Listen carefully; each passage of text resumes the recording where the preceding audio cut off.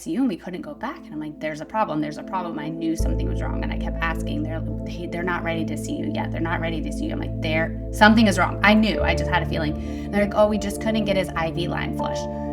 Okay, but why couldn't I come back? Constance Lewis, thank you for joining the show. I appreciate it. Constance, you and your husband are both in healthcare. You know the clinical side. But when your 6-year-old son, Miles, was facing brain surgery, you were the mother, not the nurse. What is the darkest psychological reality of pediatric recovery that the hospital system completely fails to warn parents about? Yes, what a great question, because as a nurse, I know when a patient goes in for surgery or is having a procedure or is actually in there. I've been in there before witnessing this, that, okay, everything's going good. Oh, a little complication, but maybe it'll take a little bit longer. And when your own child is back there, the clock is ticking extremely slow. Like every second, every minute, every hour is just torture, because in your mind, they go back and they have medicine and they go to sleep and all those things, but you're like, well, this can happen and this can happen. And so I think healthcare providers don't necessarily explain to the parent, you're gonna feel every second, every minute, every hour of this procedure until you can physically see your child, right? And he was taken up to the ICU after the surgery, and we're getting updated as he's out, he's in recovery, or now he's in the ICU. But we were in that and waiting for him for at least over an hour in the waiting room for ICU, and we couldn't go back. And I'm like, there's a problem. I knew something was wrong. And I kept asking, ready to see you yet? They're not ready to see you. I'm like, something is wrong. I knew, I just had a feeling. And they're like, oh, we just couldn't get his IV line flushed. Okay, but why couldn't I come back and see my son for that? Like, that's something simple and ridiculous. But in their minds, they didn't really think, oh, she's panicking back there because she knows something is wrong. And I feel it. I'm a very energetically feeling person with my children, and I connect them with them that way. And I just knew. I think in medicine, we have to realize when we're on that side of it that these parents are counting every second and every minute and every hour, and just at least updating them and saying to them, like, he is fine, he is alive, he's doing beautiful, everything is happening perfectly. We just need a few more minutes to do A, B, or C. So I think that was one of the darkest moments, sitting in that waiting room with my husband and my mom and my 8-month-old baby at the time, just like waiting, and an hour goes by. We're still not called back. We know he's in the room, and 2 hours goes by. Why aren't we in there? I feel like that was probably the hardest moment in my life, going back to that. Oh my goodness, that has to have felt like a lifetime. Like that just has to be an enormous amount of weight. And putting myself in your shoes for just a second in my head, because I'm thinking about this. I have 2 toddlers right now. Mm-hmm. How incredibly tough that must have been. But I'm sure it also gave you a better perspective on the communication aspects you need to have in that profession, right? Because on the other side of that, there are real parents, right? And maybe that really it just feels like it maybe have given you a little bit of a perspective shift, or maybe just like opening up to like what parents actually need, because I could feel how the updates or not letting you go back would just be like the worst thing in the world. Yeah, because you just want to see your child at that point, like after brain surgery, for goodness sakes.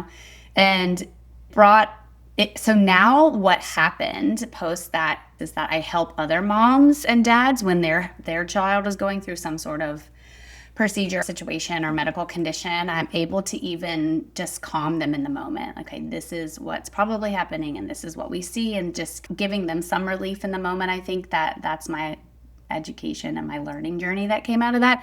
And for my husband, he does surgeries once a month for dental surgery on children. For him, the same thing. Sometimes it takes them forever to get the kid intubated or whatever the complication is. He's like, oh, I need to just make sure I'm updating them very regularly so that they're not feeling that scare.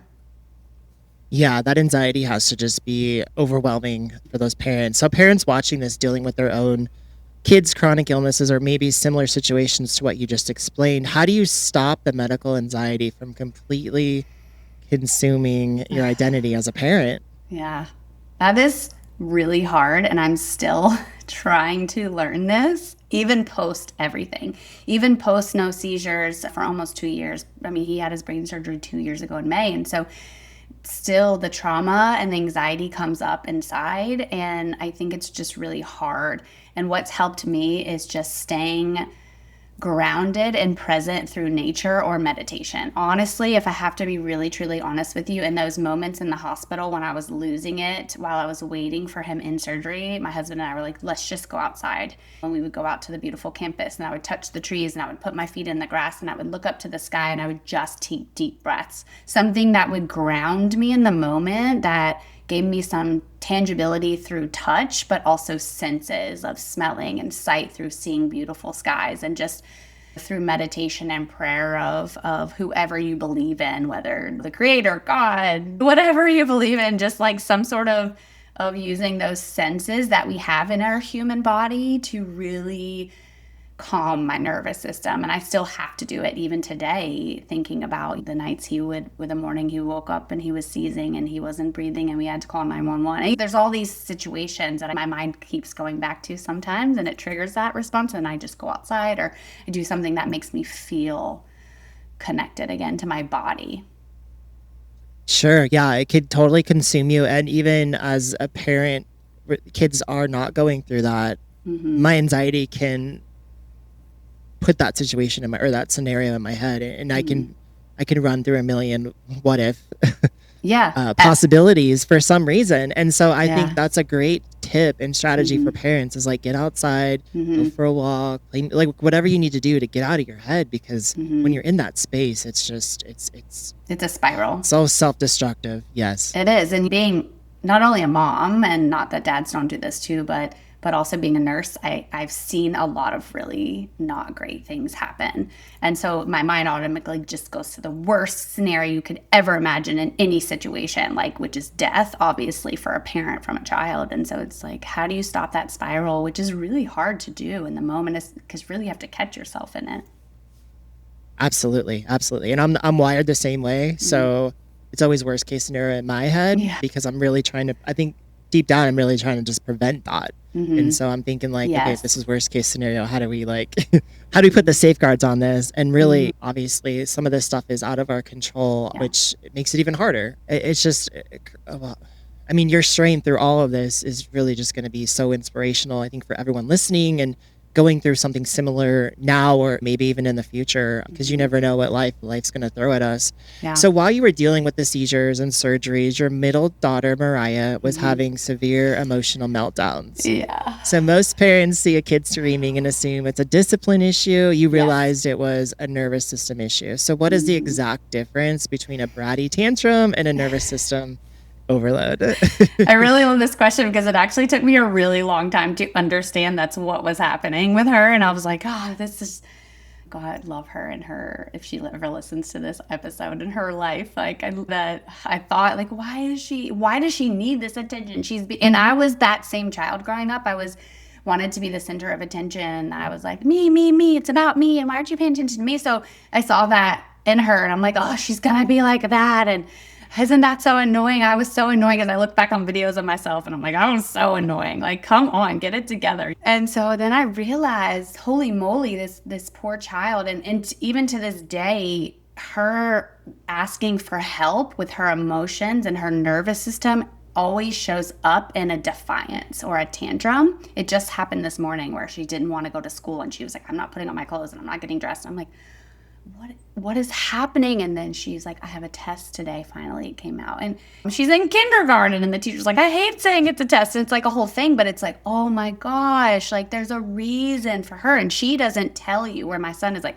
I feel like this, and this is how I feel, and this is why I feel this way. And hers is like, oh, guess what? You got to figure it out on your own. And then, so you're right. I honestly believe that in most situations, I would say 80%, I don't have a study on this, but 80% of children that have these big emotional outbursts or big tantrums is something that's not being met at the physical level or the emotional level. And for her, it was, I just had a newborn baby that was constantly on me breastfeeding, and that attention, obviously you have to give a newborn. And then I had this child who was having seizures every 10 to 14 days and having brain surgery. And she was just kind of caught in the middle. And we were trying to give her the attention that she needed, but we were really just missing that emotional piece behind it, because we thought, oh, she's only 3 years old. What can she even know about brain surgery and seizures? But really, it affected her tremendously. She felt our energy and she saw our worry and our stress. And And I think that once I realized that, it was like, oh, boom, mind blown. Let's try to go back and figure out how we can recover, repair, assist, help. And so that's been a learning journey as well. And so I think for a parent, instead of being annoyed like me or frustrated, just get curious. I say this all the time, get curious. Why do you first, before you, and it's hard, before you have a strong emotion towards your child's tantrum or outburst, get curious. Why are they acting like this? Is it a physical need that's not being met? Are they tired? Are they hungry? Are they overstimulated? Or is it an emotional need that's not being met? Was somebody mean to them at school and then they're coming home and you didn't know about that? And there's always usually an underlying reason that I think you could really go into before stressing yourself out by thinking, what is wrong with my kid and why are they a brat or having a tantrum, right? Yeah, absolutely. And parent and having those at the same time, Yeah. that middle child, I could see how they would feel like they're not getting as much mom or dad time or whatever. And so, yeah, I sometimes can see that in my daughter too, who's 4, because we have a 1-year-old, and the attention obviously shifted towards him for the last year and a half, mostly because it's a baby. And so he needs it. He Yeah. needs his milk and diaper every hour and all that stuff. And Yeah. there's times where she acts out and we're just like, what is going on? And then, yeah, I think getting down to the root of it, the underlining reason before reacting. I just had a child psychologist on yesterday. And so we talked about basically this whole thing. And so it gives me like a great reminder of like, what, before I react, like try to think about like you said, what's going on? What happened at school today? Or what is she needing that she's not getting? Yeah. And I think that if we go at it at that approach, we're not just sending them to timeout or yelling at them. And that leads me into my next question. So instead of doing those standard punishments, like go to timeout or kind of raising your voice, what else can we do? And then what damage are we actually doing to our kids if we kind of apply those standard punishments to our child that just is kind of needing our attention? It's hard in the moment as a parent, obviously, because you just get overwhelmed and frustrated, and the natural tendency of a lot of people is to just like, oh, lose your ish or yell or struggle or just like, what is wrong with you? So it's I don't want anybody to feel guilty if you've done that, because I've done that multiple times. But what my husband and I really try to do is we try to just get down on their level and not use a lot of words. Because when a child is having a hard time, they aren't going to hear you. They're not going to hear anything really that you're saying. So I think just being in the moment with them and getting down on their level, and I just do some deep breathing. I just take big, loud, aggressive, deep breaths, because a lot of times, and sometimes they'll look over and they'll see me do that. And sometimes they'll model that and start to come down, and sometimes they won't. And that's okay.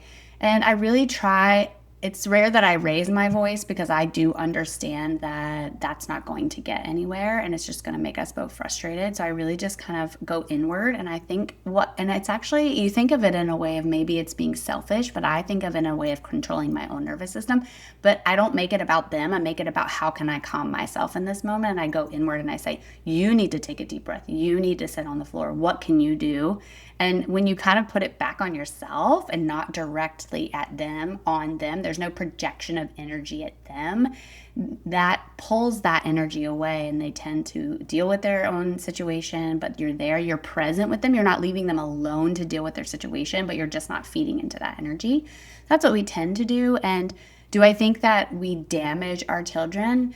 I think that long-term punishment of negative consequences over a long period of time can generate certain qualities in a child as an adult, but I don't think it's necessarily damaging. And I think the recovery is what is the most important thing, because we are human and we are going to really mess up a lot. And I do all the time.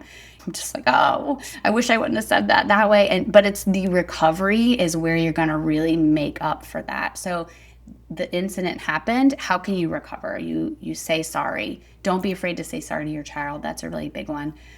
Build that connection. And we do it through, a lot of times, through art and color. And that's where the book really came, is that anytime we have a disagreement, the siblings have a disagreement, or we have a disagreement, or there's a tension or whatever, we'll go back to art and play and color, because you don't have to use words for that, and you can just sit next to each other and you can say, let's create a beautiful picture, or how do you feel together, and let's draw it out, or some sort of play or art and color that really brings the connection back to play. And then later you can say, hey, I'm sorry for yelling, or I'm sorry for saying that. in the moment mommy was feeling like this, and show it with a picture and with words, and or Play-Doh or anything that you can do with play with children is what we do in our house. I love that because my child is so, she's so into that, and the Mm-hmm. imagery of just like drawing out your emotions or Mm-hmm. constructing that through Play-Doh or whatever that they do as Yeah. kids. She likes the magnetiles. I guess we Mm-hmm. could do something like that and just Yeah. talk about it while we're building, right? And get Yes. on their level and get Mm-hmm. down one-on-one and really talk about our apologies. Because I know that as a parent, like you were talking through that, Mm-hmm. raising your voice. I'm like, oh my God, like how many times have I done that in the last, we had a 1-year-old and we moved. And so we had a lot of stress last Mm-hmm. year and just like, Mm-hmm. obviously a lot of regret there, but it's also like Yeah. a great reflecting point and also a chance for us to smooth things over. And Mm-hmm. she's already bringing up like the Lego store this weekend. I'm like, oh man, I gotta I Yeah. gotta make it up to her somehow, because like this week has just been crazy. And Crazy. that's kind of our thing, is we try to take our daughter out one-on-one, Ah, whether it's the store or whether yeah. it's the mall or Mm-hmm. the car wash. She likes the car wash, Yes. so it's I like love something that. simple like that is just like, and she Mm-hmm. she thinks she's so special when she gets their coffee dates with mom or the car wash Mm-hmm. with dad. It's just like, oh, she feels special because it's just that one-on-one time with the parent, and so she feels like she's getting what she needs at that point. Maybe I want to talk Yes. about briefly, and I don't want to like, how did that affect your marriage with your husband, Mm-hmm. like going through all that stress and pressure? Because I know when Yeah. that happens, just personally from my own marriage, the seams start to show under that Yeah. immense pressure. So I just want to know, like, was there actual, like, did you guys actually feel like you were at your breaking point at one point, and then also Mm-hmm. like how did it affect your marriage overall? Yeah, I love that question because I don't think everybody's really asked me about that question. But how did I not crumble? And honestly, I did, because I believe fully in allowing those emotions to come up and come through and release. And although I was living in a state of fight or flight for 2 years, when's the next seizure? When's the next seizure? And my nervous system got so overloaded. And so for the last 2 years, it's really just been about nervous system reset for me. And that's through personal self growth. But I just allowed myself to really truly feel the feelings when at a point in time when I felt safe to do so with my husband or with myself or with my mother or with a friend, because in the moment I was staying strong for my child and what was going through, and you just kind of, that's a fight or flight situation where most parents just like, they're going, and then there is going to be a point where you will crumble. And at that point, that's when you need to allow yourself to do so with full release and full walkthrough of those emotions.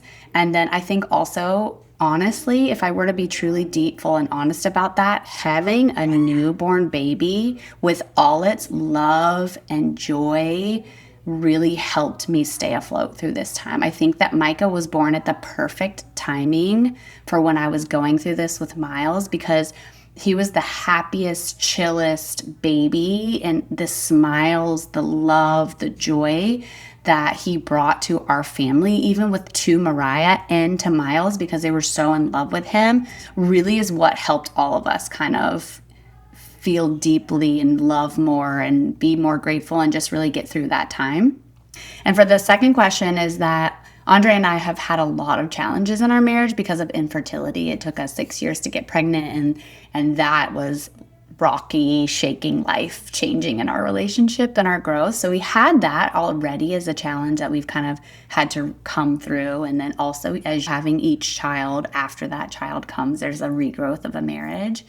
And so I feel that the way that we had to really kind of reconnect and understand each other through communication was, he had to understand that I had such PTSD and such anxiety about anything that happened to Miles. And I would say to him, something is wrong and something is wrong. And he's the calm one. And he's like tries to look at it very calmly. But then he had to realize, I have to actually listen to her because something really is wrong. Or is there something really wrong? It's always kind of the yin and yang of both of our anxieties. And he tends to be more calm and I'm the more anxious one. But then we really had to sit down and talk through our feelings about it, because he's like, I don't understand why you keep flipping out about little things now with Miles. And I'm like, this is why, right? And then I'm like, why aren't you it's a big deal and you're acting like it's not, right? Why? And so we really just sat down with a journal, and we actually still are doing this even now, we'll journal at nighttime before we go to sleep at least 3 or 4 times a week, things that are on our minds. And then sometimes we'll share that with each other. And I think sometimes writing it on paper is easier than saying it to the person we find sometimes, even though he's the love of my life, my soulmate, I can tell him anything. So we would write each other letters, or we would just sit down and have conversations about it. And I think that's really important for parents to do who have any scary situation with the child or just within themselves, is really the communication and coming back to the love that you had originally, because that's what's going to carry you through.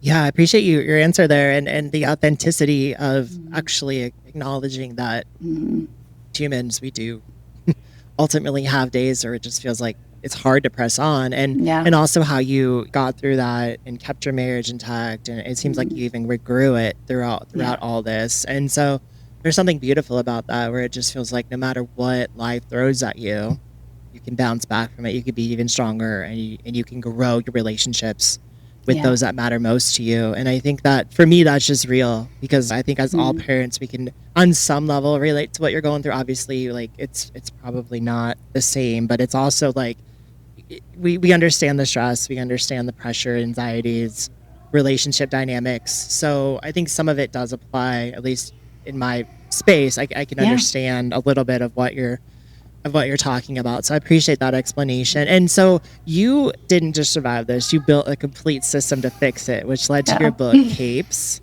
On this show, we deal in actionable systems. So explain the color-coded cape concept. What do the different colors actually represent in a child's brain? Great question. When I had a dream that I was meant to write a book, a children's book out of nowhere, it was just this abstract idea, and I wanted to take this purpose, this journey that I had learned, and turn it into something that could help others, my husband and I. And we thought, but not only just help parents, but help kids, help both, right? Because there's two people. That there was the parental team, and then there was the child.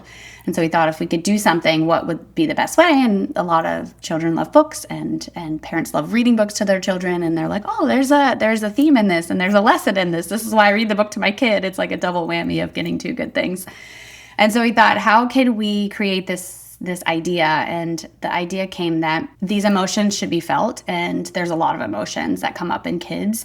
And I think as adults, we tend to kind of brush the emotions off, or we kind of push them aside, or stuff them down, or not really deal with them, because we're living in a fast-paced life where we've been taught to do that as children. And children tend to have those emotions, but we see them as like those things as negative or weak, I guess, sometimes. And why do they have all these emotions? But we wanted to really bring that to light, as in it's okay to have these feelings, and adults should have them too. There's constructive ways to express them, but yes, we want to have these feelings. And so if you don't have words and you can't really say how you feel, which even sometimes adults can't do, honestly, because they're confused inside, is if you pick a color that resonates with how you feel, because children love color and they love brightness, and color resonates with people and feelings. If you look at a painting and it's black and dark and blue, and how does that make you feel? Or if you look at a painting and it's colorful and bright and yellow, and it might not be the way that other people feel that, right? So we thought, if we can bring color to a book, and feelings and colors and emotions together, that was a really great idea for kids and parents. And we just used our son and his love of dressing up as a superhero and capes as the foundation, whereas Mariah's is tutus. And we allowed him to pick the colors of the capes, and I picked the emotion that would go along with the story, and I said, this is the emotion in the story, give me a color that this emotion represents, and he did that. And so that's how the book was made. And same with Mariah, we allowed her to pick her colors and what felt right to her and in that moment. And then that's how we connected the two, so that parents can use colors for emotions as words, as well as a parenting tool in their home. I love that. And I'm wired like that too. I usually dress in colors I feel, and it's kind of like I can totally connect with what you're saying. And Constance, thank you so much for not just sharing the trauma, but for actually giving us the blueprint to navigate through that forever. So the two books are on our website, Mariah and the Color, and www.colorfulcapesofeelings.com, and you can find everything there. The books we have free parenting resources and toolkits there. We even have a teacher lesson plan there, getting ready to have one for Mariah's book, and lots of great information there. And then I have an Instagram page, although I I'm not very good at it. I'm getting better at it, but it's there. If that's your jam and you're an Instagram person, it's colorful_books, feelings.books. And you'll find me, it's there.